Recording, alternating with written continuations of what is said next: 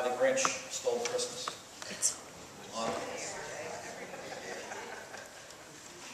I'm just going to give you some excerpts from that movie. Everyone who down in Whoville liked Christmas a lot. But the Grinch, who lived just north of Whoville, did not Christmas. The whole Christmas season. Now please don't ask why. No one quite knows the reason. It could be his head wasn't screwed on just right. It could be perhaps that his shoes were too tight. But I think that the most likely reason of all may have been that his heart was 2 sizes too small. But whatever the reason, his heart or his shoes, he stood there on Christmas Eve hating the Whos, staring down from his cave with a sour, grinchy frown at the warm-lighted windows below in the town, where he knew every Who down in Whoville beneath was busy now, hanging a mistletoe wreath. And they're hanging their stockings, he snarled with a sneer. Tomorrow is Christmas. It's practically here. Then he growled, with his Grinch fingers nervously drumming, I must find some way to stop Christmas coming. It seems like a Christmas has always had that kind of effect on some people. In our present age, Christmas is so disliked by some people that groups like the ACLU have threatened people with lawsuits if there's even a mention of Christ in the season for Christmas. And not so long ago in Broward County in Florida, Calvary Chapel was told that they could not include the words Jesus is the reason for the season in their church Christmas display. And so the church filed a suit in the U.S. District Court claiming that they had the right to display those words if they wanted to. The Judge William agreed with their free speech argument and allowed them to keep the words in their display, as long as they included the words Calvary Chapel says before the words Jesus is the reason for the season. And even though 90% of Americans celebrate Christmas, and even though Christianity is the largest religious group in the nation, Jesus has been repeatedly forced into the closet during this season. So much so that the very word Christmas has been removed from the season and has been replaced with the term Happy Holidays. A couple of years ago in California, they made news on this issue. They had changed their Christmas tree to holiday tree. I wonder where we heard that before. Until Governor Schwarzenegger declared that he thought that was unnecessary, and he prompted them to rename the tree the Christmas tree, much to the chagrin of the politically correct crowd. There's also a school in Chicago which recently staged their holiday program celebrating Hanukkah and Kwanzaa, but they excluded any reference to Christ and the Christmas story. Back in 1991, humorist Dave Barry poked fun at all of this when he wrote, to avoid offending anybody, the school dropped religion altogether and started singing about the weather. At my son's school, they now hold the winter program in February, and they sing increasingly non-memorable songs such as Winter Wonderland, Frosty the Snowman, and this is a real song, Susie Snowflake. I know it. All of which is pretty funny because they live in Miami. So a visitor from another planet would assume that the children belong to the Church of Meteorology. I want to read a scripture for you this morning from Matthew chapter 1 or chapter 2 and verses 1 to 20. Now after this, Jesus was born in Bethlehem of Judea in the days of Herod the king. Behold, the wise men from the east came to Jerusalem, saying, Where is he who has been born the King of the Jews? For we have seen his star in the east and have come to worship him. And when Herod the king heard this, he said, and he was troubled, and all Jerusalem with him. And when he had gathered all the chief priests and all of the scribes of the people together, he inquired of them where Christ was to be born. And so they said to him, in Bethlehem of Judea, for thus it is written by the prophet, but you, Bethlehem, in the land of Judah, are not the least among the rulers of Judah. For out of you shall come a ruler who will shepherd my people Israel. And then Herod, when he had secretly called the wise men, determined from them what time the star appeared. And he sent them to Bethlehem and said, go and search carefully for the young child. And when you have found him, bring back word to me, that I may come and worship him also.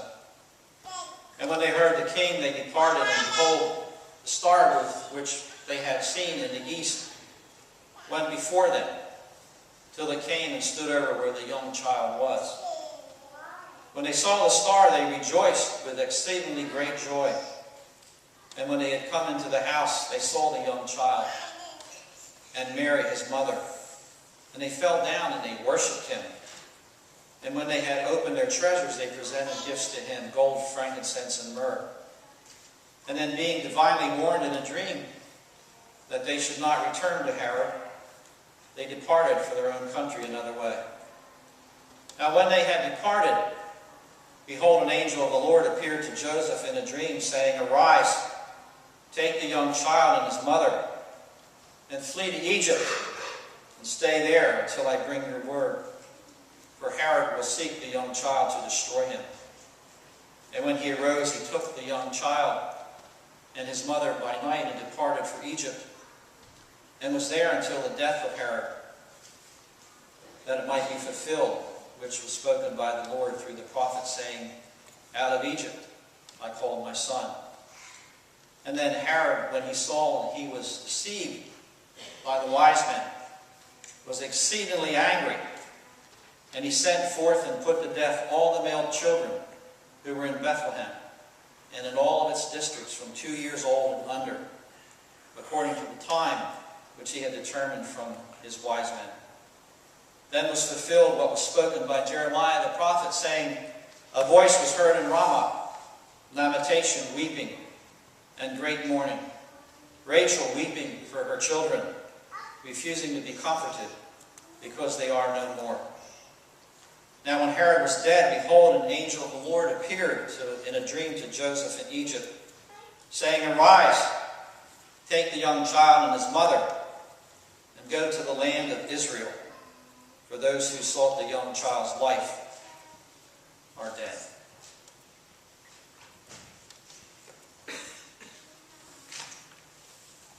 There's three things that we can see from that particular scripture in the Gospel of Matthew. First of all, there's something about the story of the birth of Christ that creates animosity. But what? James Martin, on a trip to the Holy Land, bought a nativity set for his Sunday school. It was carved out of olive wood in Bethlehem itself. And the set had all of the traditional figures. It had the sheep and the oxen. It had the wise men and the shepherds, Mary and Joseph, and of course, the baby Jesus. And for the return trip, security at Tel Aviv airport was very strict. And he thought he'd have no trouble just getting them through security. But he did. Each figure was carefully scrutinized and even taken away for X-ray examination. Because you see, said the security officer, we must make sure that there's nothing explosive in them. You see, there's something explosive in the story of Jesus. And nowhere is that explosiveness more obvious than in the story of Herod. King Herod was the king of the land of Israel the day when Jesus was born. But he wasn't king by birthright, because he wasn't an Israelite. He was an Edomite. He was a ruler of the land only because Rome had given him the throne. And he called himself the Great. And in some ways he was a great king. He doubled the size of the temple. He built numerous palaces and fortifications. He kept the area of Palestine in a relative peace with its neighbors. And when a famine had been devastating Israel, he purchased food for the starving people with money from his own treasury. So why would a successful, wealthy, compassionate king be so upset with a baby that had been born in Bethlehem?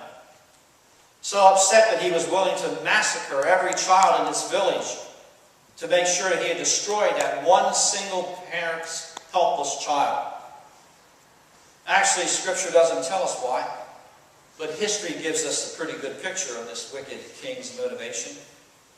Because you see, this king had a reputation for jealousy because he wanted to protect his power and his authority.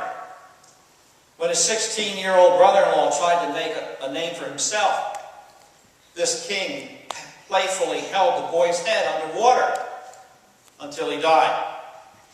And years later, one of his own wives became involved in a plot to have their family rise to power. And then, even though he loved her very much, he had her executed. And a couple of years before his death, he heard rumors that two of his sons were engaged in a plot to kill him. And he had them executed as well. And after hearing of this last incident, Caesar Augustus commented, "It is safer to be Herod's pig than to be Herod's son." Herod's main motivation of life was to stay in control of his life. And anything and anyone that threatened this authority faced his wrath. You see, he would do anything in his power to destroy whatever endangered his ability to stay in control of his life. Even killing all the babies, 2 and under, thinking that Jesus would be destroyed. Secondly, Herod's motivation goes to the heart of why so many others oppose Christmas. People embrace Kwanzaa, which is a celebration created by and for the black community today. They'll embrace Hanukkah, which is a religious holiday celebrated by the Jewish community. But let someone bring up the story of Jesus and watch the fireworks begin. Why? Because people who have a problem with the baby Jesus have a heart problem.